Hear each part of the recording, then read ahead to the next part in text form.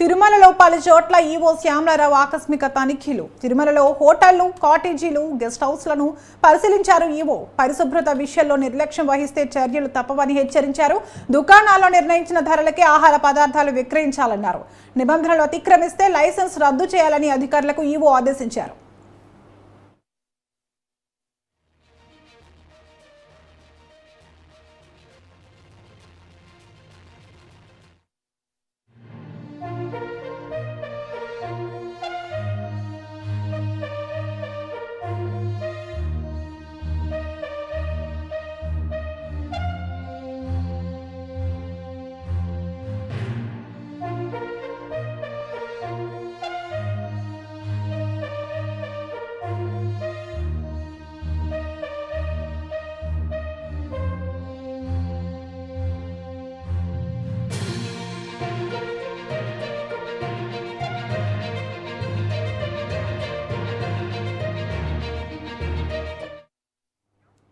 తిరుమలలో పలు చోట్ల ఈవో శ్యామలారావు ఆకస్మిక తనిఖీలు.